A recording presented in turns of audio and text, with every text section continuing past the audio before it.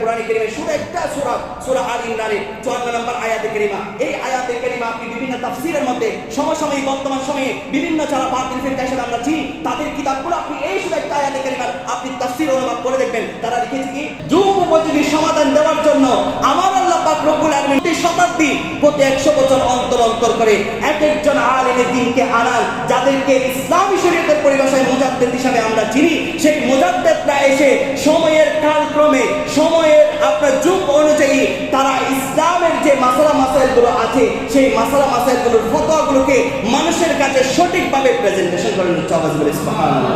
এরকম একজন মুজাদ্দিদ, এরকম একজন দ্বীনের একজন অন্যতম যাদের সম্পর্কে আমার নবী সাল্লাল্লাহু আলাইহি ওয়াসাল্লাম হাদিসে পাকের মধ্যে বলে গিয়েছেন, তাদের মধ্যে একজন হচ্ছে ইমাম আলা হযরত শাহ আহমদ রেজা খান ফাজিল বেরলভী রাহিমাহুল্লাহ তাআলা আলাইহি। তার লিখিত কানজুল ঈমান, আপনি যদি এই কানজুল ঈমান পড়েন আপনি বুঝতে পারবেন উনি কতটুকু ইসলামের মধ্যে যখন মরিচিকা পড়ে গিয়েছে, ইসলামের নাম দিয়ে লেবাসদারি আলেমরা যখন ইসলামের কোরআনকে নিয়ে অপব্যাখ্যা করছে। আমি একটা কোরআন কারীমের শুধু একটা সূরা আল ইমরানের 54 নম্বর আয়াতে কারিমা, এই আয়াতে কারিমা আপনি বিভিন্ন তাফসীরের মধ্যে সমসাময়িক বর্তমান সময়ে বিভিন্ন যারা বাতিল ফিরকা হিসেবে আমরা চিনি তাদের কিতাবগুলো আপনি এই শুধু একটা আয়াতে কারিমা আপনি তাফসীর অনুবাদ করে দেখবেন। তারা লিখেছে কি ওয়া মাকারুল্লাহ ওয়াল্লাহু খায়রুল মাকিরিন। তারা কি ব্যাখ্যা করেছে জানেন? তারা এই আয়াতে কারিমা সূরা আল ইমরানের 54 নম্বর আয়াতে কারিমা, এই আয়াতে কারিমার অনুবাদ করেছে আর কাফের মুশরিকরা মুসলমানের সাথে আল্লাহর সাথে ষড়যন্ত্র করেছে, আল্লাহ নাকি তাদের সাথে ষড়যন্ত্র করেছে। নাউযুবিল্লাহ। আচ্ছা, আল্লাহ কি ষড়যন্ত্র করেন? কত বড় আল্লাহ কি ষড়যন্ত্র করেছেন?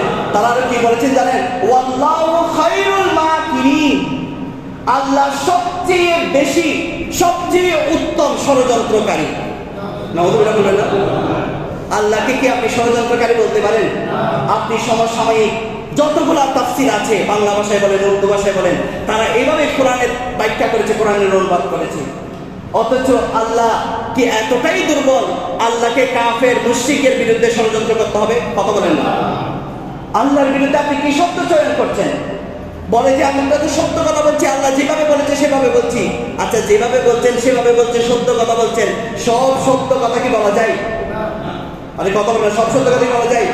অবাজি অনের মাছ জামাইবে অনের বাপ, হতায় সত্য নেই মিথ্যা তার হতন করা অনেক মনে মিশা হতা বললাম। অনের মাছ জামাইবে অনের বাপ দিয়ে মিশা হতা নেই কিন্তু সত্য হতা না। তো নতুন কেউ ফুসলে ওয়াই যখন অনের মা করে দিয়ে গেল হাতে যখন তো অনেকে পরিচয় দিবে সময় হবে না এটা আর মাছ জামাই হতা না পারি তারা ইন হবে না ইন কি সত্য হতা না মিশা হতা? এটা কি সত্য কথা নাকি মিথ্যা কথা? বলেন না বলে বেড়ে সত্য নাকি মিথ্যা? এটা সত্য কথা না। আপনি আপনার মায়ের জামাই সেটা আপনার বাবা, এটা দুনিয়ার রীতিনীতি সংস্কৃতির দুনিয়ার পদ্ধতি কি পদ্ধতি নয়? আরে তারা কথা নয়, তারা কথা বুঝতে পারলাম। এটা কি দুনিয়ার সিস্টেম? আপনার মায়ের জামাই সেটা তো বাবা হবে, আপনার মায়ের জামাই না হলে বাবা বলে বাঁচি অন্তত আমার সন্তানের জন্য। তাহলে আপনি আপনার পরিচয় দেওয়ার সময় কখন আপনি বলতে পারবেন না সেটা আমার মায়ের জামাই? এটা সত্য হলেও আপনি বলতে পারবেন না, বলতে হবে এটা আমার বাবা। কথা বলেন না ঠিক কিনা? এটা আমার পিতা, এই কথা বলতে হবে। এটা আপনার জন্মদাতা, এই কথা বলতে হবে। আপনি কখনো আপনার মায়ের জামাই কথা বলতে পারবেন না, কতটা সত্য হলেও বলা যায়। সব সত্য কথা কিন্তু বলা যায়। আল্লাহ বলেছেন অমাকারুল্লাহ অমাকারুল্লাহ, এই কথা আল্লাহ বলেছেন কোরআন কারীমের মধ্যে, কিন্তু আপনি এটার শাব্দিক অনুবাদ করতে পারবেন না। এটাকে আপনাকে বালাগাত ফাসাহাত লাগিয়ে অনুবাদ করতে হবে। এই জন্য একজন মুফাসসির, একজন কোরআনের ব্যাখ্যাকারীকে 23 প্রকার জ্ঞান রাখতে হবে।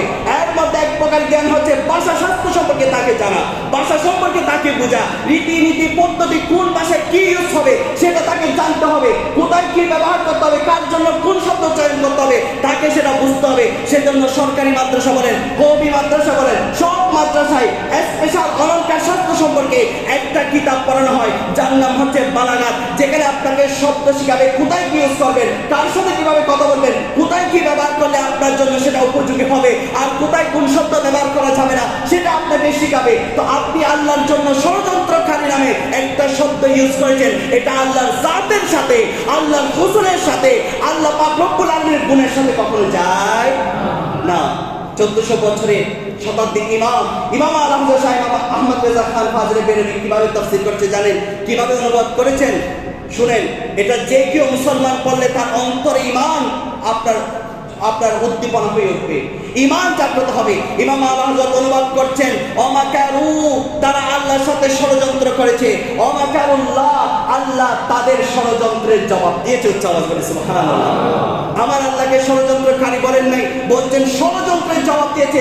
ওয়াল্লাহু খায়রুল মাকিরিন, অর্থ করেছেন আমার আল্লাহ পাক রব্বুল আলামিন যারা ষড়যন্ত্রকারী তাদেরকে ষড়যন্ত্রের জবাব দেওয়ার ক্ষেত্রে সবচেয়ে উত্তম। উচ্চ আওয়াজে বলে সুবহানাল্লাহ। এই ইমাম আলা হযরত আমাদেরকে এইভাবে প্রত্যেকটা আয়াতে কারিমা, যেভাবে শতাব্দীর পর শতাব্দী বাতিল ফেরকারা বিভিন্ন কোরআনের নাম দিয়ে অনুবাদ করে মানুষের ঈমান হরণ করে যাচ্ছে, ইমাম আলা হযরত শাহ আহমদ রেজা খান ফাজলে বেরেলভী রাহিমাহুল্লাহ তাআলা আমাদের কাছে এসে উনি দ্বীন ইসলামকে, কোরআনকে কিভাবে বুঝতে হবে, কোরআনকে কিভাবে তাফসীর করতে হবে, কোরআনকে কিভাবে অনুবাদ করতে হবে, কোরআনকে কিভাবে আল্লাহর শান, রাসূলের শানকে বরকত রেখে কিভাবে তাফসীর করতে অনুবাদ করতে হয় সেটা শিক্ষা দিয়ে গিয়েছেন। সুবহানাল্লাহ।